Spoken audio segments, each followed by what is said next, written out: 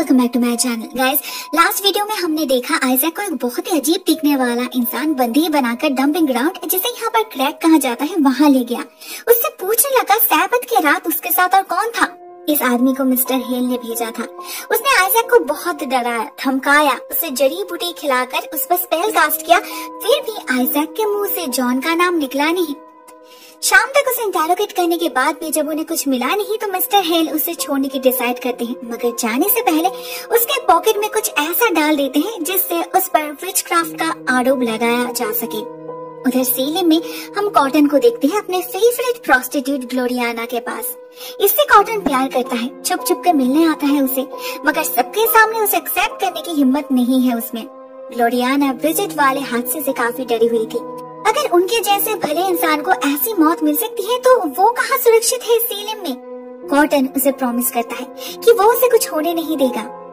इसी बीच आइजैक सीलिम लौट आता है, स्पेल बाउंड हालत में। वो पागल जैसे हरकतें कर रहा था। मिस्टर हेल आकर उसे अरेस्ट कर लेते हैं और जेल में डाल देते हैं। कॉटन उसकी हालत देखकर समझ जाता है कि उस पर स्पेल कास्ट किया गया है, मगर उसे उसके पॉकेट से वो विचक्राफ्ट वाली चीजें भी मिलती है, तो वो थोड़ा सा कंफ्यूज हो जाता है। ये विच है या फिर विचक्राफ्ट का शिकार है।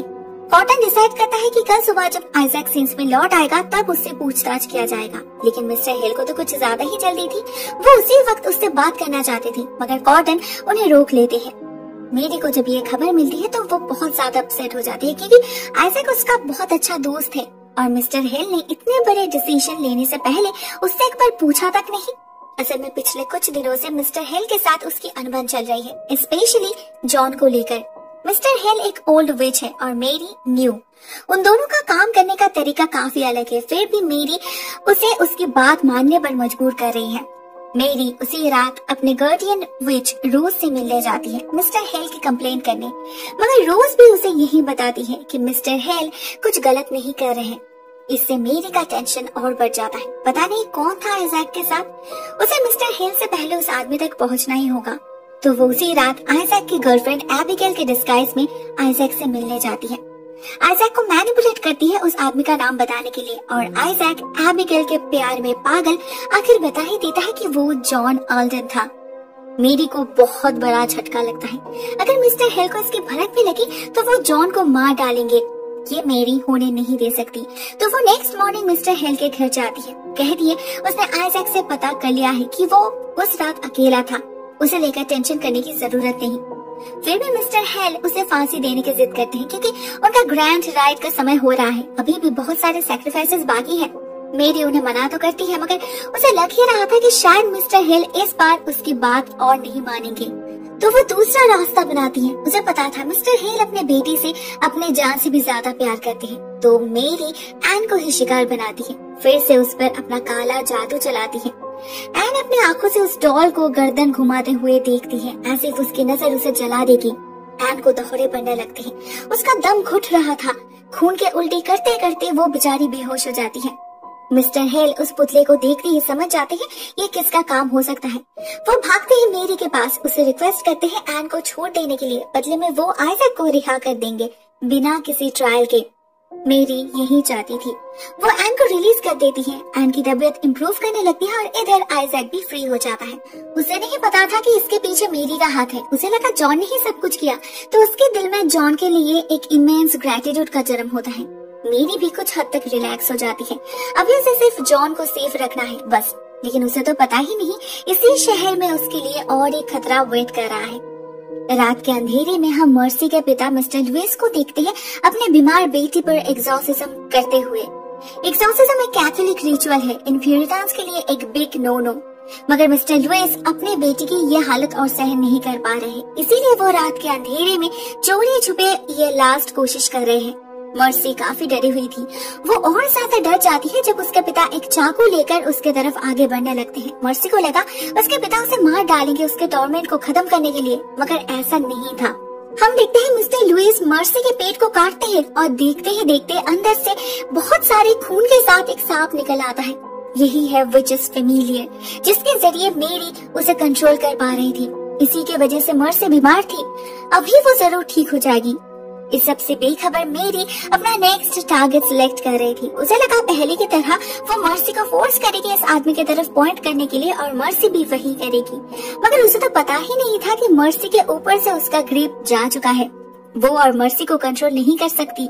मगर हाँ, भरे बाजार में एक सीन क्रिएट जरूर होता है। सबको लगता है मर्सी पर फिर से विचेस का हमला हुआ है। उधर हम जॉन को देखते हैं ग्रेवयार्ड में अपने पेरेंट्स के ग्रेव के पास। वहाँ उससे मिलने आती है एन। वो जॉन को कल रात के बारे में बताने लगती है, कल रात के अजीबोगरीब एक्सपीरियंस, सपने और वो क्रीपी डॉल, सब कुछ। वो अचानक बीमार पड़ी और अचानक ही ठीक हो गई। कहीं न कहीं एन खुद भी फील कर रही थी कि शायद उस पर किसी ने काला जादू किया है। एन ये भी कहती है कि उसने अपने पिता को देखा है चोरी छुपे उसके कमरे से उस डॉल को ले जाते हुए। तो क्या उन्होंने ही ये सब किया है? जॉन को पहले से मिस्टर हेल पर शक था, अब तो उसकी बेटी भी कह रही है। जॉन इस बारे में कॉटन से बात करने जाता है। कॉटन भी हैरान हो जाता है ऐसे एक्यूजेशन से। तभी वहाँ उन्हें एक आदमी दिखता है जो ग्लोरियाना से कुछ ज्यादा ही चिपक रहा था। इस आदमी का नाम है विलियम। वो आज सुबह ही सीलेम आया है एक पार्सल रिसीव करने, जो यहाँ आने वाले एक शिप में है। मगर इन्फ्लुएंजा आउटब्रेक के कारण मेरी ने डॉक पर रोक लगा रखी है, इसीलिए विलियम को एटलीस्ट एक हफ्ता तक तो वेट करना ही पड़ेगा।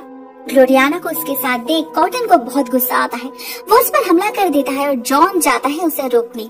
तभी जॉन जैसे उस आदमी को देखकर चौंक जाता है। वो कहता तो है कि वो उसे नहीं जानता, मगर ऐसा लग नहीं रहा था। इधर मर्सी मेरी के हाथ से निकल चुकी है जानकर सारे विचेस काफी टेंशन में पड़ जाते हैं। अगले पूर्णिमा के रात तक उन्हें 13 सैक्रिफाइसेस चाहिए ही चाहिए, नहीं तो ग्रैंड राइट कंप्लीट नहीं हो पाएगा। मेरी उन्हें अश्योर करती है कि मर्सी पर वो फिर से कब्जा कर लेगी, लेकिन ये मिस्टर हेल जॉन को लेकर कुछ ज्यादा ही परेशान है। उसे पता है जॉन को उस पर शक है। उसे जिंदा रखना सभी विचेस के लिए रिस्की हो सकता है, मगर रोज उल्टा उसे जॉन का भरोसा जीतने की सलाह देती है और मेरी को कहती है जल्द से जल्द मर्सी पर कब्जा करने के लिए। मेरी जाती है कॉटन के पास, उसे इधर उधर के बातों से भुलाकर मर्सी का ख्याल रखने के लिए कहती है। एक्चुअली उसे जानना था मर्सी उसके ग्रिप से आजाद कैसे हुई। कॉटन उसी वक्त जाता है मर्सी से मिलने और उसे मर्सी के पेट के घाव से पता चल जाता है कि मिस्टर लुइस ने क्या किया है। इधर मिस्टर हेल भी पूरी कोशिश कर रही थी जॉन के साथ गुडविल मेंटेन करने की। वो उसी शाम अपने घर में जॉन के लिए एक वेलकम पार्टी अरेंज करते हैं, मगर फिलहाल जॉन किसी और ही झंझट में फंसा था। हम देखते हैं वो विलियम को चेस करता है और एक सुनसान जगह में ले जाकर उसे कॉर्नर करता है। कहता है जल्द से जल्द सेलम छोड़कर जाने के लिए। यहाँ पर हमें पता चलता है ये दोनों एक दूसरे को बहुत पहले से जानते हैं, जंग के समय से। ये लोग किसी सीक्रेट के बारे में बात कर रही थी, जॉन का सीक्रेट जो उसे बर्बाद कर सकता है और जो ये आदमी प्रॉमिस करता है अपने साथ सेफ रखने का। मगर जॉन को तो पता ही नहीं चलता कि उनका ये पूरा कन्वर्सेशन टिटूबा ने सुन लिया है।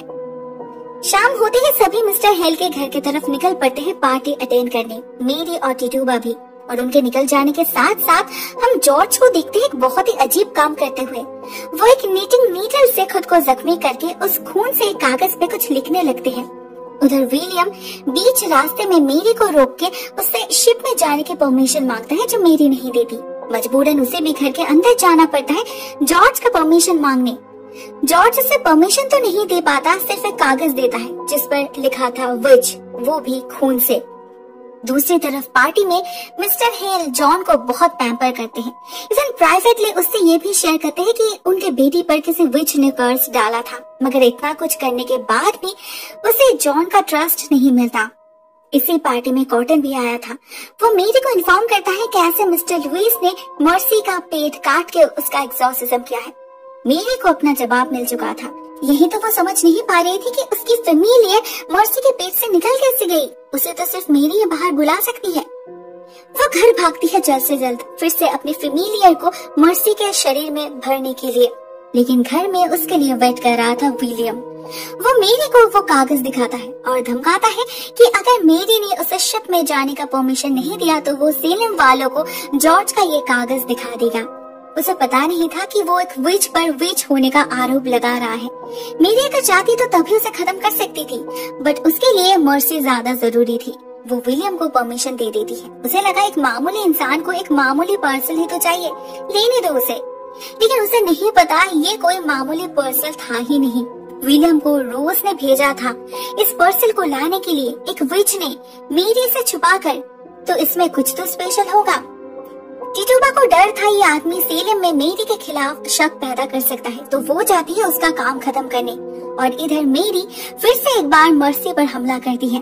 मर्सी को मैनिपुलेट करके उसके अंदर उस सांप को डाल देती है। अभी वो मेरी के इशारों पे नाचने के लिए फिर से एक बार तैयार है। हम फिल्म को देखते हैं, वो शिप के अंदर जाकर उस पर्सन को बाहर ले आता है, मगर रोज तक पहुंचाने से पहले ही उसका सामना करता है जॉन। टिटुबा ने उसे भेजा था। जॉन को मैनिपुलेट करना उसके लिए कोई बड़ी बात नहीं थी। उसने सिंपली जॉन को जाके कहा कि इस आदमी ने मेरी को धमकाया है कि अगर उसे शिप में जाने दिया नहीं गया तो वो मेरी और जॉन के अफेयर के बारे में फॉल्स र्यूमर स्प्रेड करेगा। जॉन पहले से ही विलियम को लेकर डरा हुआ था। वो मेरी तक पहुंच चुका है जानकर उसके पास और कोई ऑप्शन नहीं बचा। वो विलियम को मार डालता है और उसके लाश को छुपाकर उस बॉक्स को लेकर घर आ जाता है।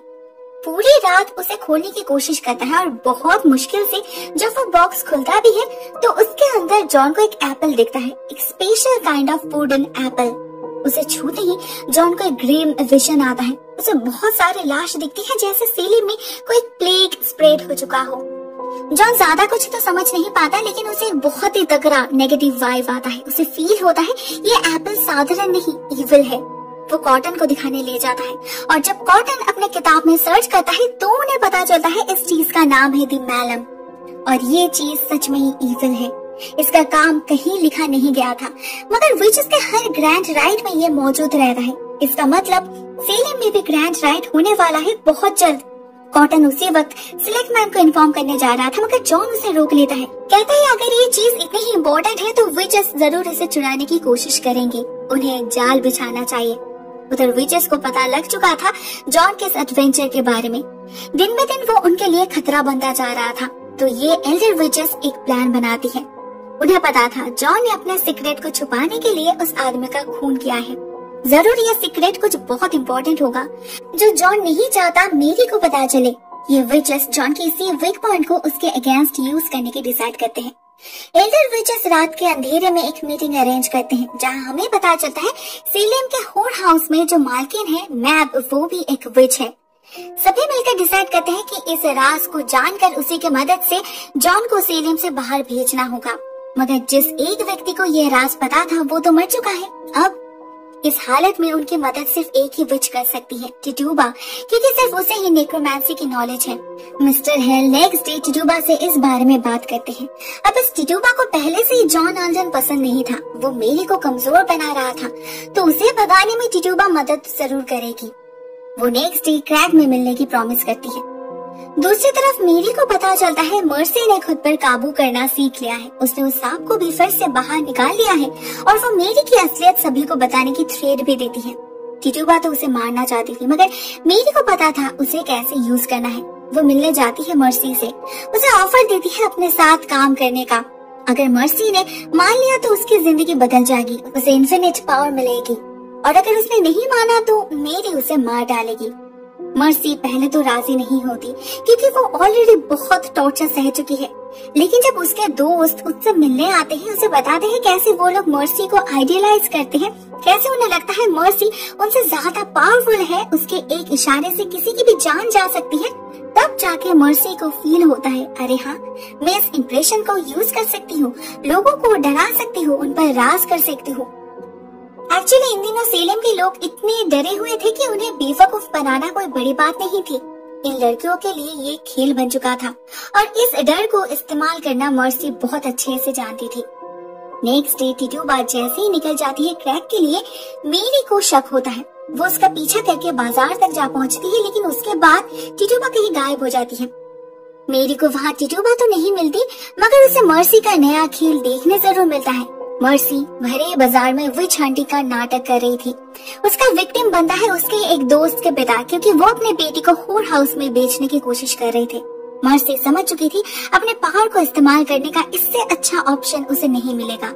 उसके कहने पर इस आदमी को जेल में धकेला जाता है और मेरी के लिए एक नई चुनौती खड़ी हो जाती है। उसे पता था ये लड़की उसे कभी भी ब्लैकमेल कर सकती है, तो वो कॉटन की मदद से ये प्रूव करने की कोशिश करती है कि अभी इस लड़की पर किसी विच का साया नहीं है, तो उस पर ट्रस्ट किया नहीं जा सकता। एट द सेम टाइम जंगल में हम टिटूबा को देखते हैं विलियम के लाश से बात करते हुए। उसने अपने पावर से इस लाइफलेस बॉडी में विलियम के आत्मा को बंदी बनाया है और उसी से उसे जॉन के सीक्रेट के बारे में पता चल जाता है।